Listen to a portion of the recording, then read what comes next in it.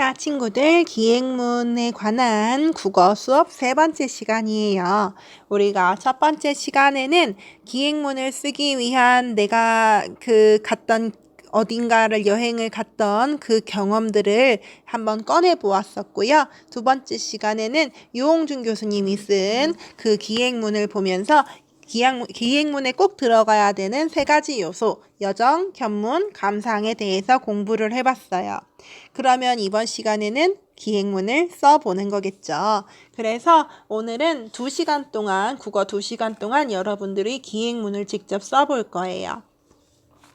자, 우선 선생님하고 같이 할 부분 먼저 같이 하고 그 다음에 여러분들 활동하도록 해요. 225쪽입니다. 자, 여러분들이 기행문 쓸 준비를 할 건데 첫 번째, 기행문을 쓰는 목적에 대해서 쓸 거예요.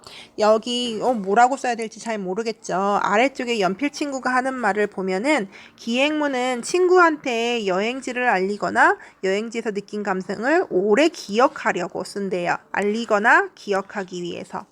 그러면 만약에 솔민이가 키자니아에 대해서 글을 쓰고 싶다면 키자니아는 정말 재밌는 곳이야 라고 친구들에게 알려주기 위해서 쓸 수도 있고, 또는 나 키자니아에서 너무 재밌었어 라는 걸 오랫동안 기억하기 위해서 쓸 수도 있어요.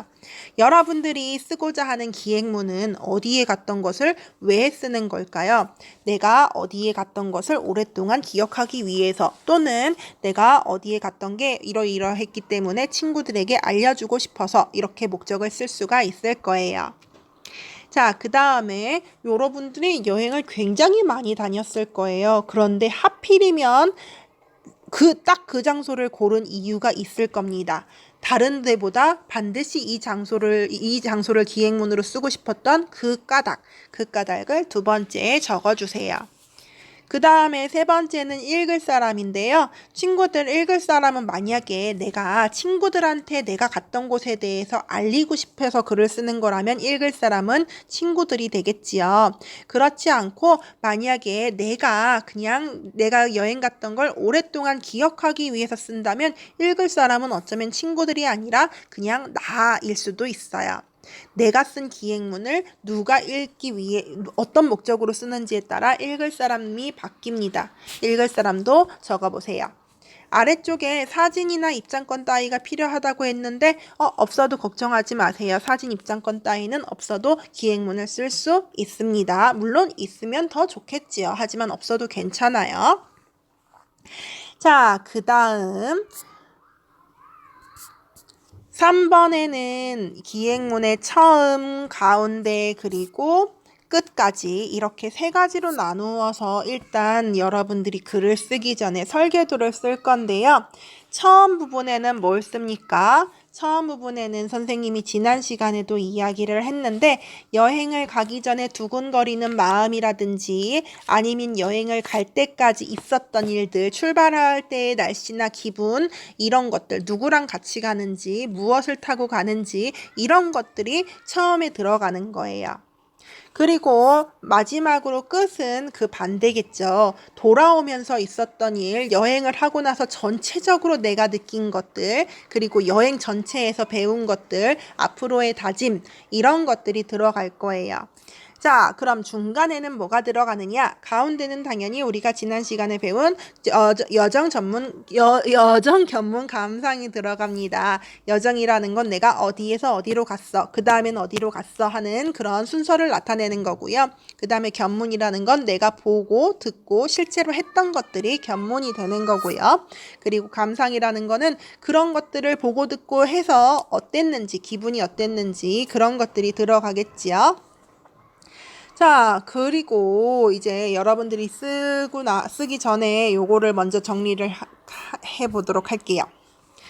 자, 기행문을 쓸 때 어떻게 나타내야 되는지 정리해 보자고 했는데, 기행문을 쓸 때 반드시 들어가야 되는 세 가지 요소를 생각하면 쉬워요. 우선 우리는 여정에 대해서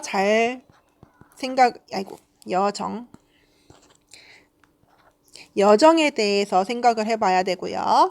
그 다음에 견문에 대해서 생각을 해봐야 되고, 그 다음에 감상에 대해서 생각을 해봐야 돼요. 그럼 여정이라고 하는 거는 시간과 무엇일까요? 여정은 언제 어디를 갔느냐기 때문에 시간과 그렇죠. 시간과 장소가 잘 드러나게 쓰면 되겠습니다. 두 번째는 무엇을 보고 들은 것을 견문이기 때문에 보고 들은 것을 생생하고 자세하게 풀어 쓰는 거예요.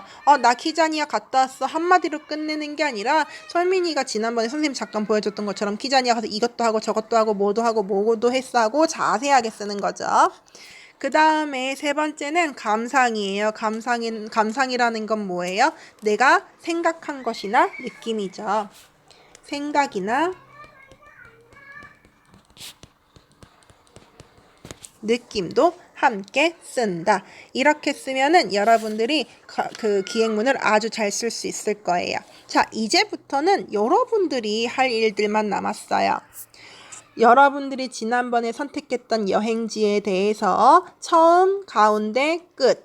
그리고 가운데는 여정, 견문, 감상으로 나누어서 먼저 226쪽과 227쪽에 설계도를 작성을 합니다. 그리고 나서 그 설계도를 바탕으로 228쪽과 229쪽에 여러분들이 기행문을 쓸 거예요.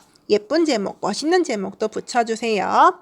입장권은요, 꼭 안 붙여도 괜찮다고 했어요. 걱정하지 마세요. 그리고 6번 발표해 봅시다 라고 했는데 우리 발표는 안 하고 그냥 댓글로 사진 올릴 거예요. 그게 발표하는 거죠. 그럼 다른 친구들이 발표할 때 여러분들은 뭐 해요? 들어야 되잖아요. 친구들이 올린 사진 여러분들이 읽어보시면 되겠습니다.